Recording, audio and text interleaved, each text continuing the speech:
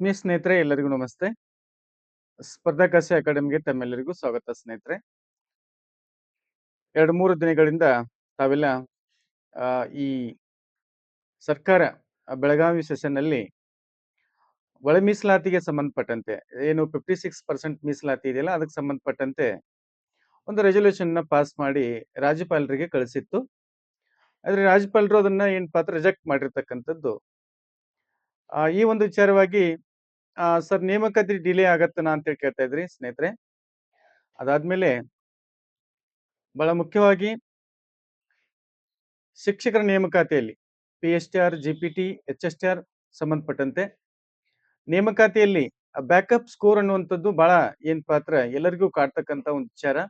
So ಅದ್ರ ಬಗ್ಗೆ ಅದಾದ್ಮೇಲೆ ಈ ನೇಮಕಾತಿಗಳು ಆದ್ರೆ ಯಾವುದು ಆಗ್ಬಹುದು ಫಸ್ಟ್ ಪ್ರಥಮ ಆದ್ಯತೆ ಯಾವುದು ಸರ್ಕಾರದ ಮುಂದೆ, ಮತ್ತೆ ಸಿಎಂಡರ್ ವೃಂದ ಮತ್ತು ನೇಮಕಾತಿ ನಿಯಮಗಳು ಯಾವಾಗ ಹೊರ ಬರಬಹುದು, ಅದರ ಅಂತಿಮ ಒಂದು ಮೀಟಿಂಗ್ ಯಾವಾಗಿದೆ, ಸಾಕಷ್ಟು ವಿಚಾರಗಳ ಬಗ್ಗೆ ನಿಮ್ಗೆ ಈ ಒಂದೇ ಒಂದು ವಿಡಿಯೋದಲ್ಲಿ ನಿಮ್ಗೆ ಸ್ಪಷ್ಟ ಆಗ್ತಾ ಹೋಗುತ್ತೆ ಸ್ನೇಹಿತರೆ.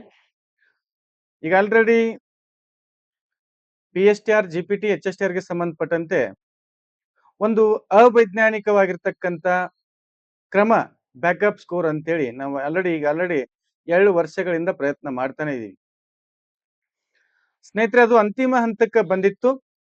ಆಲ್ರೆಡಿ ನಿಮ್ಗೆ ಹೇಳಿದ್ದೀವಿ 90 ಮತ್ತೆ 10% ಅಂತೇಳಿ, 90% CET, 10% ಬ್ಯಾಕಪ್ ಅಂತೇಳಿ. ಆದ್ರೆ ಇತ್ತೀಚಿನ ಬೆಳವಣಿಗೆಗಳನ್ನ ನಾವು ನೋಡ್ತಾ ಇದ್ದೀವಿ, ಅಬ್ಸರ್ವೇಷನ್ ಮಾಡ್ತಾ ಇದ್ದೀವಿ. ಅಂದ್ರೆ ಒಂದಿಷ್ಟು ರಾಜಕಾರಣಿಗಳ ಒಂದು B.Ed ಡಿಗ್ರಿ ಕಾಲೇಜುಗಳಾಗಿರ್ಬೋದು ಅಥವಾ ಒಂದಿಷ್ಟು ಅಭ್ಯರ್ಥಿಗಳ ಒಂದು ಅಪೇಕ್ಷೆ ಅಥವಾ ಏನೋ ಒಂದು ಮನವಿ ಕೊಡೋದಾಗಿರ್ಬೋದು ಡಿಪಾರ್ಟ್ಮೆಂಟ್ಗೆ, ಬ್ಯಾಕಪ್ ಸ್ಕೋರ್ನ ತೆಗಿಬೇಡ್ರಿ, ರಿಮೂವ್ ಮಾಡಬೇಡ್ರಿ, ಅದರಿಂದ ಬಹಳಷ್ಟು ಏನ್ ಪಾತ್ರ ಹಾನಿ ಆಗ್ತದ. ಕಷ್ಟಪಟ್ಟು ಏನ್ ಪಾತ್ರ B.Ed ಮತ್ತೆ ಡಿಗ್ರಿಯಲ್ಲಿ ಓದಿರ್ತಾರ, ಹೌದಾ? ಈ ಒಂದು ವಿಚಾರ ಬಹಳಷ್ಟು ಪ್ರಚಲಿತದಲ್ಲಿ ಇದೆ. ಆದ್ರೆ ಈ ಹಿಂದೆ ಇರ್ತಕ್ಕಂತ ಅಭ್ಯರ್ಥಿಗಳು ಅಂದ್ರೆ ನಾನ್ ಸೆಮ್ ಆಮೇಲೆ ಹಿಂದೆ ಬೇರೆ ಬೇರೆ ನಾ ಹೇಳಿದೆ ನಿಮ್ಗೆ ಸಮರ್ಥನೆಗಳನ್ನ ಕೊಟ್ಟಿದ್ದೀನಿ ಬ್ಯಾಕಪ್ ಸ್ಕೋರ್ ಯಾಕೆ ತೆಗಿಬೇಕು ಅನ್ನುವಂಥದ್ದನ್ನು. ಯಾರು ಭಯ ಪಡುವಂತದ್ದಿಲ್ಲ, ಖಂಡಿತ ಬ್ಯಾಕಪ್ ಸ್ಕೋರ್ ಹೋಗೇ ಹೋಗತ್ತೆ. ಅದು ಶಿಕ್ಷಣ ಇಲಾಖೆಯಿಂದ ಸಾಧ್ಯ ಆದ್ರೆ ಅದು ಶಿಕ್ಷಣ ಇಲಾಖೆ ಮಾಡ್ಲಿ, ಅಥವಾ ಇಲ್ಲಾಂದ್ರೆ ಅದು ಕೋರ್ಟ್ಗೆ ಏನ್ ಪಾತ್ರ ನಾವು ಅಂತಿಮವಾಗಿ ಅದನ್ನ ತಂದೆ ತರೋಣ ಅಂತೇಳಿ ಈ ಮೂಲಕ ಹೇಳ್ತಾ, ಒಂದು ವಿಚಾರ ಏನು ಅಂತಂದ್ರೆ ಬ್ಯಾಕಪ್ ಸ್ಕೋರ್ ಅನ್ನ ಯಾಕೆ ತೆಗಿಬೇಕು. 2-3-4 ಜನ ಸರ್ ನಮಗೆ ಬ್ಯಾಕಪ್ ಸ್ಕೋರ್ ತೆಗಿಸ್ಬೇಡ್ರಿ ದಯವಿಟ್ಟು. ಸ್ನೇಹಿತರೆ, ಈ ಹಿಂದೆ ನಾನ್ ಸೆಮ್ ಇದ್ದು ಅಂದ್ರೆ ಈಗ ಸೆಮ್ ಇದೆ, ಹಿಂದೆ ನಾನ್ ಸೆಮ್ ಇತ್ತು, ಯಾವುದು ಡಿಗ್ರಿ. ಆಮೇಲೆ ಈಗ PUC 1 to 5ಗೂ ಏನ್ ಪಾತ್ರ ಬ್ಯಾಕಪ್ ಸ್ಕೋರ್ ರಿಮೂವ್ ಆಗ್ಬೇಕು ಅಂತ ಹೇಳಿ ನಾವು ಆಲ್ರೆಡಿ ಬೇಡಿಕೆ ಕೊಟ್ಟಿದ್ದೀವಿ. ಈಗ PUC ಅಂಕಗಳು ಈಗ ಇತ್ತೀಚಿನ ದಿನಗಳಲ್ಲಿ PUC ಅಂಕಗಳು 98-96% ಇದೆ. ನಿಮ್ಗೆಲ್ಲ ಗೊತ್ತಿರ್ಬೇಕು. ಈಗ ನಡೀತಕ್ಕಂತ PUC ಎಕ್ಸಾಮ್ಗಳು, ಡಿಗ್ರಿ ಎಕ್ಸಾಮ್ಗಳು ಯಾವ ಮಟ್ಟಕ್ಕಿದೆ, B.Ed ಎಕ್ಸಾಮ್ಗಳು ಯಾವ ರೀತಿ ಇನ್ಫ್ಲೂಯೆನ್ಸ್ ಇಂದ ನಡೀತಾವ, ಅವಕ್ಕೆ ಅಂಕಗಳನ್ನ ಯಾವ ರೀತಿ ಕೊಡ್ತಾರೆ ಅನ್ನೋದು ತಮ್ಗೆಲ್ಲಾ ಗೊತ್ತಿದೆ. ಸೊ ಈ ಒಂದು ಅವೈಜ್ಞಾನಿಕವಾಗಿರ್ತಕ್ಕಂತ ಒಂದು ಪದ್ಧತಿ, ಇದನ್ನ ಖಂಡಿತ ನಾವೆಲ್ಲರೂ ಏನ್ ಪಾತ್ರ ಒಟ್ಟು ಧ್ವನಿಗೂಡಿಸ್ಬೇಕು, ಇದನ್ನ ತೆಗಿಲೇಬೇಕು. ಆಲ್ರೆಡಿ ಇದ್ರ ಬಗ್ಗೆ ಸಾಕಷ್ಟು ಹೋರಾಟವನ್ನ ಮಾಡಿದ್ದೀವಿ. ಶಿಕ್ಷಣ ಇಲಾಖೆ ಅದಕ್ಕೆ ಉತ್ತಮ ರೀತಿಯಾಗಿ ಸ್ಪಂದಿಸಿತ್ತು, ಮಿನಿಸ್ಟ್ರು ಏನ್ ಪಾತ್ರ ಸ್ಪಂದಿಸಿದ್ರು. ಆದ್ರೆ ಒಂದಿಷ್ಟು ರಾಜಕೀಯ ವ್ಯಕ್ತಿಗಳ ಒತ್ತಡದಿಂದ, ಒಂದಿಷ್ಟು ಅಭ್ಯರ್ಥಿಗಳ ಒತ್ತಡದಿಂದ ಅಲ್ಲಿ ಒಂದಿಷ್ಟು ಏನ್ ಪಾತ್ರ ಮತ್ತಷ್ಟು ಚರ್ಚೆಗಳಾಗ್ತಾ ಇದೆ. ತೆಗೆದ್ರೆ ಎಷ್ಟು ಪರ್ಸೆಂಟ್ ತೆಗಿಬೇಕು, ಕಂಪ್ಲೀಟ್ ಆಗಿ ತೆಗೆದ್ರೆ ಏನಾಗತ್ತೆ ನೋಡಿ, ಕಂಪ್ಲೀಟ್ ಆಗಿ ತೆಗೆದ್ರೆ ಸ್ಕ್ಯಾಮ್ ಆಗತ್ತೆ ಅನ್ನುವಂತ ಒಂದು ವಿಚಾರ ಶಿಕ್ಷಣ ಇಲಾಖೆ ನಮ್ಗೆ ಹೇಳಿತ್ತು ಲಾಸ್ಟ್ ಟೈಮ್. ಇಲ್ಲ ಮೇಡಮ್ ಅವ್ರು ಹೇಳಿದ್ರು ಸ್ಕ್ಯಾಮ್ ಆಗತ್ತೆ ಅಂತ. ಬೇರೆ ಎಲ್ಲ ಎಕ್ಸಾಮ್ಗಳು ನಡೀತಾವೆ, KPSC, KS ಆಗಿರ್ಬೋದು, PC ಆಗಿರ್ಬೋದು, PSI ಆಗಿರ್ಬೋದು, UPSC ಎಕ್ಸಾಮ್ಸ್ ಗಳಾಗಿರ್ಬೋದು, ಇಲ್ಲೆಲ್ಲ ಎಕ್ಸಾಮ್ಗಳು ನಡೀತಾವ. ಇಲ್ಲೇ ಯಾಕೆ ಸ್ಕ್ಯಾಮ್ ಆಗತ್ತೆ? ಅದು ಅಲ್ಲಿ ಆಗ್ಬೋದಾಗಿತ್ತಲ್ಲ. ಸ್ನೇಹಿತರೆ, ನಾವೇನು ಡಿ.ಎಡ್, ಬಿ.ಎಡ್ ಅನ್ನ ಮುಗಿಸ್ಕೊಂಡು ಬಂದಿದ್ದೀವಿ. ನಾವೆಲ್ಲರೂ ಏನಪ್ಪಾ ಅಂದ್ರೆ ಇದಕ್ಕ ಒಗ್ಗಟ್ಟಾಗಬೇಕು. ಕೇವಲ ನಮ್ಮಿಂದ್ರ ಮಾತ್ರ ಆಕ್ಕತಿ ಅನ್ನುವಂತ ಒಂದು ವಿಚಾರವನ್ನ ಇಟ್ಕೊಂಡ್ರೆ ಅದನ್ನ ತಲೆಯಾಗಿನ ತೆಗೆದು ಬಿಡ್ರಿ. ನಾವ್ ಇದ್ರ ಬಗ್ಗೆ ಎಷ್ಟು ಕ್ಲಾರಿಟಿಯನ್ನ ಕೊಟ್ಟಿದೀವಿ ಅಂತಂದ್ರೆ ರಾಜ್ಯದ ಎಲ್ಲ ಒಂದು ಆಸ್ಪಿರೆಂಟ್ಗೂ ಗೊತ್ತು 2 ವರ್ಷಗಳಿಂದ. ಅದಕ್ಕೆ ಅಂತಿಮವಾಗಿ ತಮ್ಮೆಲ್ಲರ ಒಂದು ಗಮನಕ್ಕೆ ಏನು ಅಂತಂದ್ರೆ ಈ ಬ್ಯಾಕಪ್ ಸ್ಕೋರು ಹೋಗ್ಬೇಕು. ಸಿ&ಆರ್ ಸದ್ಯದಲ್ಲೇ ರಿಲೀಸ್ ಆಗತ್ತೆ. ಇದೇ 14ನೇ ತಾರೀಕ. ಸೊ ಅದೊಂದು ಮೀಟಿಂಗ್ ಇದೆ. ಅದಕ್ಕಿಂತ ಮುಂಚಿತವಾಗಿ ಕೋರ್ಟಿಗೆ ಹೋಗೋಕ್ಕಿಂತ ಮುಂಚಿತವಾಗಿ ಅಭ್ಯರ್ಥಿಗಳಾದವರು ನಾವು ಏನ್ ಮಾಡ್ಬೇಕು ಅನ್ನುವಂಥದ್ದನ್ನ ತಮ್ಮ ಮುಂದೆ ಹೇಳ್ತಾ ಇದ್ದೀನಿ ಸ್ನೇಹಿತರೆ. ಇದೇ ಮಂಗಳವಾರ ದಿನ, ನಾಳೆ ಸೋಮವಾರ, ನಾಡಿದ್ದು ಮಂಗಳವಾರ ಈ ಒಂದು ಮುಖ್ಯವಾಗಿರ್ತಕ್ಕಂಥ ಬ್ಯಾಕಪ್ ಸ್ಕೋರ್ ಬಗ್ಗೆ ಅಂತಿಮವಾಗಿ ಡಿಪಾರ್ಟ್ಮೆಂಟ್ಗೆ ಹೋಗಿ ತೆಗೆಯುವಂತ ಒಂದು ವಿಚಾರದಲ್ಲಿ ಇದೀರೋ ಅಥವಾ ಇಲ್ಲೋ, ಆ ಒಂದು ಅಂದ್ರೆ ನಮ್ಗೆ ಪೂರ್ಣ ಪ್ರಮಾಣದಲ್ಲಿ ಹೋಗ್ಬೇಕಂತೇನೆ ನಾವು ಬಯಸಿಲ್ಲ. ಯಾಕಂದ್ರೆ ಅಲ್ಪ ಸ್ವಲ್ಪ ಮೈಕ್ರೋ ಬ್ಯಾಕಪ್ ಅನ್ನ ಇಡ್ತೀವಿ ಅಂತ ಹೇಳಿದಾರೆ. ಓಕೆ, ಇಡ್ರಿ.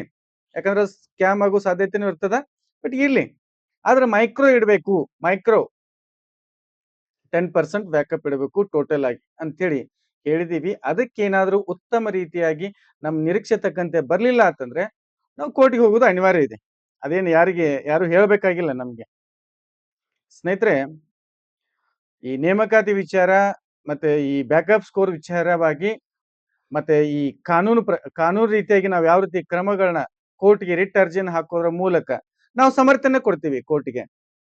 ನೋಡಿ, ಹಿಂದೆ ನಾನ್ ಸೆಮ್ ಇದ್ದು ಎಲ್ಲ ಒಂದು ಎಕ್ಸಾಮ್ಸ್ಗಳು ಅಂದ್ರೆ ಬಿ.ಎಡ್ ಕಾಲೇಜ್, ಈ ಡಿಗ್ರಿ ಕಾಲೇಜ್ಗಳಲ್ಲಿ ನಾನ್ ಸೆಮ್ ಇತ್ತು, ಇವಾಗ ಸೆಮ್ ಆಗಿದೆ. ಓಕೆ, ಅದು ಬೇಡ ರೀಸನ್. ಎರಡನೇ ಪಾಯಿಂಟ್ ಏನು ಅಂತಂದ್ರೆ ಕರ್ನಾಟಕದ ಪ್ರತಿ ಯಾವ್ದು ಈ ಗುಲ್ಬರ್ಗ ಯೂನಿವರ್ಸಿಟಿ ತಗೊಳ್ರಿ, ಮೈಸೂರು ಯೂನಿವರ್ಸಿಟಿ ತಗೊಳ್ರಿ, ಧಾರವಾಡ ಯೂನಿವರ್ಸಿಟಿ ತಗೊಳ್ರಿ, ಈ ಬೆಂಗಳೂರು ಯೂನಿವರ್ಸಿಟಿ ತಗೊಳ್ರಿ, ಎಲ್ಲವೂ ಏನಪ್ಪಾ ಅಂದ್ರೆ ನಿಯೋಜಿತ ಕಾರ್ಯಗಳಿಗೆ ಈ ಹಂಚಿಕೆ ಇರ್ತಾವಲ್ಲ, ಪ್ರಾಜೆಕ್ಟ್ ವರ್ಕ್ ಕೊಟ್ಟಿರ್ತಾರಲ್ಲ, ಆ ಅಂಕಗಳಲ್ಲಿ ವ್ಯತ್ಯಾಸ. ಒಂದು 20 ಕೊಡ್ತದ, ಒಂದು 30 ಕೊಡ್ತದ, ಒಂದು 40 ಕೊಡ್ತದ. ಅಲ್ಲಿ ತಾರತಮ್ಯ ಆಯ್ತು. ಮೂರನೇ ಪಾಯಿಂಟ್, ಸಿಲೆಬಸ್ ಇದೇ ಯೂನಿವರ್ಸಿಟಿಗಳು ಅನುಸರಿಸ್ತಕ್ಕಂಥ ಸಿಲೆಬಸ್ ಸಹಿತ ಏನಪ್ಪಾ ಅಂದ್ರೆ ಬೇರೆ ಬೇರೆ. ಹೌದಾ? 4ನೇ ಪಾಯಿಂಟ್ ಏನು ಅಂತಂದ್ರೆ ಕೊರೋನಾ ಸಮಯದಲ್ಲಿ ಸಾಕಷ್ಟು ಬರೀ ಜಸ್ಟ್ ನಿಯೋಜಿತ ಕಾರ್ಯಗಳ ಮೇಲೆ ಏನಪ್ಪಾ ಅಂದ್ರೆ ಸಾಕಷ್ಟು ಅಂಕಗಳನ್ನ ಕೊಟ್ಟಿರ್ತಕ್ಕಂಥದ್ದು.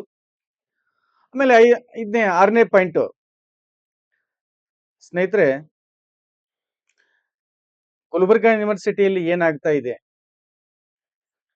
ಈ ಲಾಸ್ಟ್ ಟೈಮ್ ನೀವು ಒಂದು 2 ಡೇಸ್ 3 ಡೇಸ್ ಹಿಂದ್ಗಡೆ ನೋಡಿದ್ರೆ ಅಥವಾ ಈಗ ಒಂದು 6 ಮಂತ್ ಬಿಫೋರ್ ನೋಡಿದ್ರೆ ಪ್ರತಿದಿನ ನಾವು ನ್ಯೂಸ್ ಅಲ್ಲಿ ಗುಲ್ಬರ್ಗಾ ಯೂನಿವರ್ಸಿಟಿಯ ಒಂದು ಅಂಶಗಳನ್ನ ನೋಡ್ತಾ ಇದ್ದೀವಿ. ಅಲ್ಲಿ ಸಾಕಷ್ಟು ಅವ್ಯವಹಾರ ನಡೀತಾ ಇದೆ ಅಂತ ಹೇಳಿದೀವಿ ನಾವು ಈಗ ಆಲ್ರೆಡಿ. ಪೇಪರ್ದಲ್ಲಿ ಬಂದಿದೆ, ನಾವೆಲ್ಲ ಪೇಪರ್ದಲ್ಲಿ ಹೇಳಿದ್ವಿ, ನೋಡ್ತಾ ಇದ್ದೀವಿ.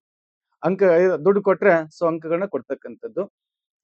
ಆಮೇಲೆ ಇನ್ನೊಂದು ಪಾಯಿಂಟ್ ಇದೆ ಮುಖ್ಯವಾಗಿರ್ತಕ್ಕಂಥದ್ದು, ಆಟೋನಾಮಸ್ ಕಾಲೇಜುಗಳಲ್ಲಿ ಓದಿರ್ತಕ್ಕಂಥ ಅಭ್ಯರ್ಥಿಗಳಿಗೆ 96, 98, 95 ಆರಾಮಾಗಿ ಕೊಟ್ಟಿದ್ದಾರೆ.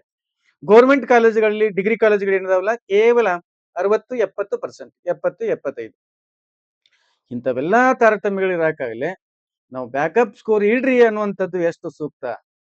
ನಾವು ಏನ್ ಹೇಳ್ತಾ ಇದ್ದೀವಿ ಅಂತಂದ್ರೆ ಕಂಪ್ಲೀಟ್ ಆಗಿ ಬ್ಯಾಕಪ್ ಸ್ಕೋರ್ ತೆಗಿಬೇಡ್ರಿ, ತೆಗೀರಿ ಅಂತ ಹೇಳ್ತಾ ಇಲ್ಲ. ಆದ್ರೆ ಮೈಕ್ರೋ ಬ್ಯಾಕಪ್ ಅನ್ನ ಕಂಪಲ್ಸರಿ ಮಾಡ್ಲೇಬೇಕು. ಅದನ್ನ ಮಾಡಿಸ್ತೀವಿ.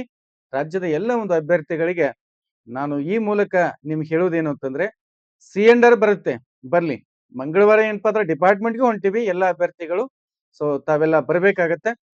ರಾಜ್ಯದ ಪ್ರತಿಯೊಬ್ಬ ಅಭ್ಯರ್ಥಿ ಮಂಗಳವಾರ ಏನಪ್ಪಾ ಅಂದ್ರೆ ನಾವು ರಶ್ಮಿ ಮೇಡಮ್ ಅವ್ರನ್ನ ಮತ್ತೆ ಶಿರೋಳ್ಕರ್ ಸರ್ ಅವ್ರನ್ನ ಭೇಟಿ ಆಗ್ತಾ ಇದ್ದೀವಿ. ಸಾಧ್ಯವಾದ್ರೆ ಮಿನಿಸ್ಟರ್ನು ಏನಪ್ಪಾ ಅಂದ್ರೆ ಬೆಳಗ್ಗೆ ಭೇಟಿ ಆಗ್ತಾ ಇದ್ದೀವಿ. ನೇಮಕಾತಿ ವಿಚಾರವಾಗಿ ಮತ್ತೆ ಸಿ&ಆರ್ ವಿಚಾರವಾಗಿ ಇನ್ನೂ ಸಾಕಷ್ಟು ವಿಚಾರಗಳಿದೆ. ದಯಮಾಡಿ ಎಲ್ರು ಮಂಗಳವಾರ ಬೆಳಗ್ಗೆ ಅರ್ಲಿ ಮಾರ್ನಿಂಗ್ 7:30 ಅಥವಾ 8 o'clock ತಾವೆಲ್ಲ ಬೆಂಗಳೂರಿಗೆ ಬರ್ಬೇಕಾಗತ್ತೆ. ದಯಮಾಡಿ ಪ್ರತಿಯೊಬ್ರು ಬರ್ಬೇಕು. ಯಾಕಂದ್ರೆ ಈ ಬ್ಯಾಕಪ್ ಸ್ಕೋರ್ ಸುಮಾರು ಜನಕ್ಕೆ ಅನ್ಯಾಯ ಆಗಿದೆ. ಇದು ಲಾಸ್ಟ್ ಕೊನೆಯದಾಗಿರ್ತಕ್ಕಂಥ ಭೇಟಿ ಆಗಿರ್ತದ ನಮ್ದು ಬ್ಯಾಕಪ್ ಸ್ಕೋರ್ ವಿಚಾರವಾಗಿ. ಯಾಕಂದ್ರೆ ಅಂತಿಮವಾಗಿ ನಾವು ಕೋರ್ಟ್ ಮೂಲಕ ಹೋಗೋಣ. ರಾಜ್ಯದ ಎಲ್ಲ ಅಭ್ಯರ್ಥಿಗಳು ಆಲ್ರೆಡಿ ಹೇಳಿದ್ದಾರೆ, ನೀವೆಲ್ಲ ಹೇಳ್ತಾ ಇದ್ರಿ ಸರ್ ಕೋರ್ಟ್ ಮೂಲಕ ಹೋಗೋಣ ಅಂತ. ಖಂಡಿತ ಹೋಗೋಣ. ಮತ್ತೆ ಇದೊಂದು ಲಾಸ್ಟ್ ಕೊನೆಯದಾಗಿರ್ತಕ್ಕಂಥ ಒಂದು ಭೇಟಿಯನ್ನು ಕೊಟ್ಟು ಅಂತಿಮವಾಗಿ ನಿಮ್ಮ ಒಂದು ವಿಚಾರಧಾರೆ ತೆಗೆಯುವಂಥದ್ದು ಇದೆನಾ ಅಥವಾ ಇಲ್ಲ ಅನ್ನುವಂಥದ್ದನ್ನ ಕೇಳಬೇಕಾಗಿದೆ. ಸೊ ಅದನ್ನ ಕೇಳೋಣ. ಅದಾದ್ಮೇಲೆ ಒಂದಿಷ್ಟು ಕಾನೂನು ಪ್ರಕಾರವಾಗಿ ಕೋರ್ಟ್ಗೆ ಅವತ್ತು ಈ ಹಿಂದೆ ಒಂದಿಷ್ಟು ವಿಚಾರಕ್ಕಾಗಿ ನಾವು ಕೋರ್ಟ್ಗೆ ಹೋಗ್ತೇವೆ ಅಂತ ಹೇಳಿದ್ದೀವಿ. ಅದು ಏನಪ್ಪಾ ಅಂದ್ರೆ ನಾಳೆ ಮಂಗಳವಾರ ಒಂದಿಷ್ಟು ಡಾಕ್ಯುಮೆಂಟ್ಗಳನ್ನ ರೆಡಿ ಮಾಡ್ಕೊಂಡಿದ್ದೀವಿ ಕೋರ್ಟ್ಗೆ ರಿಟ್ ಅರ್ಜಿ ಹಾಕ್ಲಿಕ್ಕೆ. ಆ ವಿಚಾರ ಎಲ್ಲ ವಿಚಾರ ಇದೆ. ಸೊ ಮಂಗಳವಾರ ದಿನ ಪ್ರತಿಯೊಬ್ರು ಸೊ ದಯಮಾಡಿ ಬೆಂಗಳೂರಿಗೆ ಆಗಮಿಸಿ ತಾವೆಲ್ಲ ಈ ಒಂದು ನಿಯೋಗದಲ್ಲಿ ಪಾಲ್ಗೊಳ್ಬೇಕು. ಕೇವಲ ನಾವಷ್ಟೇ ಹೋಗಿ ಮಾಡ್ತೀವಿ ಅಥವಾ 4 ಜನ ಹೋಗಿ ಮಾಡ್ತೀವಿ 10 ಜನ ಹೋಗಿ ಮಾಡ್ತೀವಿ ಅಂದ್ರೆ ಆಗೋದಿಲ್ಲ. ಪ್ರತಿಯೊಬ್ಬ ಅಭ್ಯರ್ಥಿ ಯಾವ ಅಭ್ಯರ್ಥಿ ಬ್ಯಾಕಪ್ ಸ್ಕೋರ್ ಇಂದ ನೊಂದಿದ್ದಾನೆ ದಯಮಾಡಿ ನೀವು ಮಂಗಳವಾರ ಕಂಪಲ್ಸರಿ ಬರ್ಲೇಬೇಕಾಗತ್ತೆ. ಯಾಕಂತಂದ್ರ ಅವರೇ ಮಾಡ್ತಾರೆ ಇವರೇ ಮಾಡ್ತಾರೆ ಅಂತಂದ್ರೆ ಏನೂ ಆಗೋದಿಲ್ಲ. ಆಮೇಲೆ ಪಶ್ಚಾತ್ತಾಪ ಪಡ್ಬೇಡ್ರಿ. ಈಗ ಈಗ ನಮ್ ಕೈ ಒಳಗಿರ್ತಕ್ಕಂಥದ್ದನ್ನ ಕೊನೆಯದಾಗಿ ಕೈ ಮೀರಿ ಹೋತಂದ್ರೆ ಆಮೇಲೆ ಪಶ್ಚಾತ್ತಾಪ ಪಡ್ಕೋಬೇಡ್ರಿ. ದಯಮಾಡಿ ಬೆಂಗಳೂರಿಗೆ ಮಂಗಳವಾರ ದಿನ ತಾವೆಲ್ಲ ಬನ್ನಿ. ನಿಮ್ಗೆ ಕೆಳಗಡೆ ಡಿಸ್ಪ್ಲೇ ಆಗ್ತಕ್ಕಂಥ ನಂಬರ್ಗೆ ಕಾಂಟ್ಯಾಕ್ಟ್ ಮಾಡಿ. ನಾವ್ ಎನಿ ಟೈಮ್ ಏನಪ್ಪಾ ಆದ್ರೆ ಪಿಕ್ ಮಾಡ್ತೀವಿ. ನಾವು ಮಂಗಳವಾರ ದಿನ ಬಹಳಷ್ಟು ವಿಚಾರಗಳಿದೆ. ಟೋಟಲ್ PUC ಒಟ್ಟಾರೆ ಅಂಕಗಳು 50%. ಬಹಳಷ್ಟು ಜನರಿಗೆ ಇದು ಗೊತ್ತಿಲ್ಲ. ಈಗ 1 to 5th ಟೀಚರ್ ಆಗ್ಲಿಕ್ಕೆ ಏನ್ ಹೊರಟಿದ್ದೀರಿ ಅಲ್ಲಿ ಈಗ ಈಚ್ ಒನ್ ಸಬ್ಜೆಕ್ಟ್ 50% ಇದೆ. 50 ಅಂಕಗಳು ಪ್ರತಿ ವಿಷಯದಲ್ಲಿ ಪಡಿಲೇಬೇಕು ಅಂತಿದೆ. ಅಂದಾಗ ನೀವು PhD ಎಲಿಜಿಬಲ್. ಪೇಪರ್ 1 ಪಾಸ್ ಆಗಿರ್ಬೇಕು, D.Ed ಪಾಸ್ ಆಗಿರ್ಬೇಕು, PUC ಅಲ್ಲಿ 50 ಅಂಕಗಳು ಪಡೆದಿರ್ಬೇಕು ಪ್ರತಿ ಒಂದು ಸಬ್ಜೆಕ್ಟ್ಗೆ. ಇನ್ನ ಅದು ಏನಾಗತ್ತೆ ಅಂತಂದ್ರೆ ಈ ವಿಚಾರ ಬಹಳಷ್ಟು ಗಂಭೀರವಾಗಿರ್ತಕ್ಕಂಥದ್ದು. ಅದಕ್ಕೆ ನಾವೇನ್ ಹೇಳುದು ಅಂತಂದ್ರೆ ಟೋಟಲ್ 50% ಆಗಬೇಕು. ಈಚ್ ಒನ್ ಇದೆಯಲ್ಲ ಟೋಟಲ್ 50% ಆಗಬೇಕು. ಮತ್ತೆ ಒಂದಿಷ್ಟು ವಿಚಾರಗಳು ಸುಮಾರು ವಿಚಾರಗಳಿದೆ. ಸೊ ದಯಮಾಡಿ ನೀವು ಮಂಗಳವಾರ ಎಲ್ರೂ ಬನ್ನಿ. ಕೆಳಗಿನ ನಂಬರ್ಗೆ ಸಂಪರ್ಕ ಮಾಡಿ. ಇನ್ನ ಒಂದು ನೇಮಕಾತಿ ವಿಚಾರ. ಸರ್ ಟೀಚರ್ ನೇಮಕಾತಿ ಯಾವಾಗ ಆಗತ್ತೆ? ರಾಜ್ಯಪಾಲರು ಏನ್ ಪತ್ರ ಮಸೂದೆಯನ್ನು ವಾಪಸ್ ಕಳಿಸಿದ್ದಾರೆ. ಹೌದು, ಅದು ಸಂವಿಧಾನಿಕವಾಗಿರ್ತಕ್ಕಂಥ ಮಸೂದೆ ಅಲ್ಲ ಅದು. ಅಥೆಂಟಿಕ್ ಆಗಿ ಸಂವಿಧಾನಿಕವಾಗಿ ಅದಕ್ಕೆ ಏನ್ ಪಾತ್ರ ಸೋರ್ಸ್ಗಳನ್ನ ಕೊಡ್ಬೇಕಾಗತ್ತೆ ಸರ್ಕಾರ. ಅದಕ್ಕೆ ಮತ್ತೆ ಈ ಫರ್ದರ್ ಎಕ್ಷನ್ಸ್ಗಳು ಈಗ ಸರ್ಕಾರದ ಮುಂದೆ ಬಹಳಷ್ಟು ದಾರಿಗಳಿದಾವ. ಆ ದಾರಿಗಳನ್ನ ಹುಡುಕುವಂತ ಪ್ರಯತ್ನ ಸರ್ಕಾರ ಮಾಡ್ಬೇಕು. ನೀವು ಮಾಡಕ್ ಆಗೋದಿಲ್ಲ. ಕೋರ್ಟ್ ಆದೇಶವಾಗಿ ನಾವು ಬದ್ದಿದ್ದೀವಿ ಅಂತೇಳಿ ನೇಮಕಾತಿ ನಾಳೆ ಸ್ಟಾರ್ಟ್ ಮಾಡ್ಬೋದು. ಅದಕ್ಕೆ ವಿಚಾರವಾಗಿ ಎಲ್ರು ಏನ್ ಪಾತ್ರ ಇದಕ್ಕೆ ಗಮನ ಕೊಡಿ. ಸ್ನೇಹಿತರೆ, ತುಂಬಾ ವಿಚಾರಗಳಿದೆ. ದಯಮಾಡಿ ತಾವೆಲ್ಲ ಈ ಒಂದು ನಿಯೋಗದಲ್ಲಿ ಭಾಗವಹಿಸಿ. ಇನ್ನೂ ವಿಚಾರಗಳಿದೆ. ಸಮಯ ಬಹಳ ಆಗ್ತಾ ಇರೋದ್ರಿಂದ ನಾನು ಏನ್ ಪಾತ್ರ ಇಷ್ಟಕ್ಕೆ ವಿಚಾರವನ್ನು ಮುಗಿಸ್ತಾ ಇದ್ದೀನಿ. ದಯಮಾಡಿ ಹೆಚ್ಚಿನ ಸಂಖ್ಯೆಯಲ್ಲಿ ಬನ್ನಿ. ನೇಮಕಾತಿಗಳು ಆರಂಭ ಆಗ್ತವ. ಸೊ ಅದಕ್ಕೆ ಯಾವುದು ಭಯಪಡುವಂತದ್ದು ಏನಿಲ್ಲ. ನೇಮಕಾತಿ ಆರಂಭ ಆಗ್ತದ. ಈಗ ಕೋರ್ಟ್ ಏನಾದ್ರು ಆಕ್ಷನ್ ತಗೊಂಡು ಅದಕ್ಕೆ ಏನಾದ್ರು ಆದೇಶ ಒಂದು ಸ್ಟ್ಯಾಂಡ್ ಅಂತ ತಗೊಂಡ್ರೆ ಸೊ ಫೆಬ್ರವರಿ ತಿಂಗಳಲ್ಲಿ ನೇಮಕಾತಿ ಆಗ್ಬೋದು. ಇಲ್ಲ ಅಂತಂದ್ರೆ ಇದು ಹಿಂಗೆ ಒಂದು ವಿಚಾರಧಾರೆಗಳು ಸುಮಾರು ಏನ್ ಪಾತ್ರ ಹಿಂಗೆ ಹೋಗ್ತಾನೆ ಇರುತ್ತೆ. ಅದಕ್ಕೆ ನಾವೆಲ್ಲ ಆಸ್ಪಿರೆಂಟು ಒಂದು ಸ್ಟ್ಯಾಂಡ್ ಅನ್ನು ತೆಗೆದುಕೊಂಡು ನೀವು ಮಂಗಳವಾರ ಏನ್ ಪಾತ್ರ ಎಲ್ಲರೂ ತಪ್ಪದೆ ಈ ಒಂದು ನಿಯೋಗದಲ್ಲಿ ಭಾಗವಹಿಸಿ. ಹೆಚ್ಚಿನ ಮಾಹಿತಿಗಾಗಿ ಟೆಲಿಗ್ರಾಮ್ ಗ್ರೂಪ್ ಇದೆ, ವಾಟ್ಸ್ಆಪ್ ಗ್ರೂಪ್ ಇದೆ. ಸೊ ಅಲ್ಲಿ ದಯವಿಟ್ಟು ಎಲ್ಲರೂ ಏನ್ ಪಾತ್ರ ಜಾಯ್ನ್ ಆಗಿ. Thank you so much.